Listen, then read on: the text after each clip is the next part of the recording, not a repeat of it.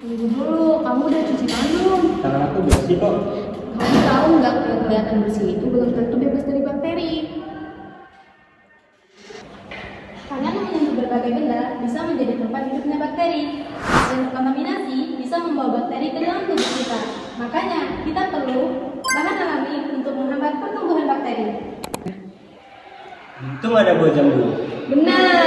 Nah, tapi ternyata yang menarik bukan cuma buahnya loh, tetapi daunnya juga memiliki kandungan senyawa aktif seperti flavonoid, tanin, dan saponin yang diduga memiliki aktivitas antimikroba.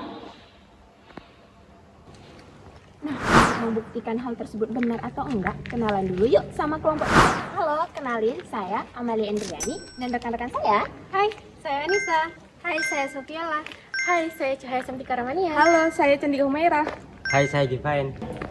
Nah, pada kesempatan kali ini kita akan melakukan penelitian untuk membuktikan apakah benar daun jambu biji itu bisa kita jadikan sebagai indikator senyawa alami untuk uji antimikroba. Kita akan menggunakan metode Kirby Bauer. Nah, pada penelitian kali ini kita tuh nantinya akan melihat apakah terbentuk zona hambat pada penelitian yang akan kita lakukan.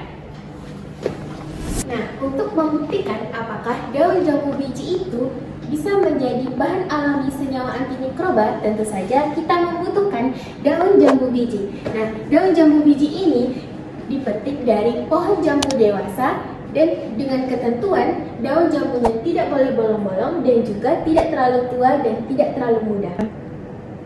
Nah, selanjutnya kita harus mencuci terlebih dahulu daun jambu ini hingga bersinar bersih sebelum kita masuk ke tahap yang selanjutnya. Nah, tahap selanjutnya itu pengeringan. Di sini kita lap sampai benar-benar kering. Untuk tahap selanjutnya, Nah, daun jambu biji tersebut kita sobek menjadi bagian-bagian yang kecil dan jangan lupa untuk kita lapisi dengan aluminium foil. Dan selanjutnya kita masukkan ke oven dengan suhu 55 derajat Celcius dan kita tunggu selama 3 hari. Nah, setelah di oven, maka hasil akhir yang akan ditemukan adalah daun jambu bijinya itu berubah jadi warna kecoklatan dan teksturnya itu jadi kaku. Nah, dengan tekstur begitu, maka kita akan lanjut nih ke tahap selanjutnya, yaitu kita akan melakukan penghalusan dengan cara kita blender. Nah, daun jambu biji yang sudah halus tadi, kita saring lagi menggunakan saringan 60 ml. Nah, setelah hasil saringan tersebut, barulah kita rendam menggunakan alkohol 70% selama 3 hari. Nah, setelah itu barulah kita dapatkan ekstraksi daun jambu bijinya.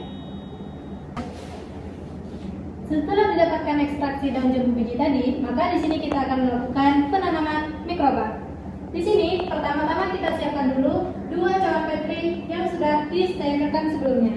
Kemudian kita tuangkan cairan MH ke dalam masing-masing cawan petri dan tunggu hingga memadat.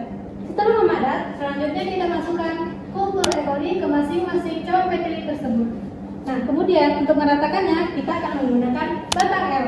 Kemudian di pengamatan lainnya, di sini kita sudah menyiapkan 2 cawan petri yang sudah disterilkan lagi dan 1 cawan petri ini kita isi dengan alkohol 70% dan 1 lagi kita isi dengan ekstraksi daun jambu biji. Kemudian di dalamnya kita akan merendam kertas cakram. Masing-masing cawan petri ada 4 kertas cakram.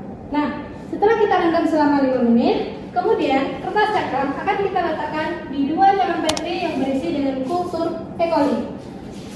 Masing-masing cawan petri memiliki 2 kertas cakram alkohol dan 2 kertas cakram ekstraksi yang sudah kita rendam tadi. Nah, setelah melakukan kegiatan ini, maka selanjutnya kita bisa melakukan pengamatan.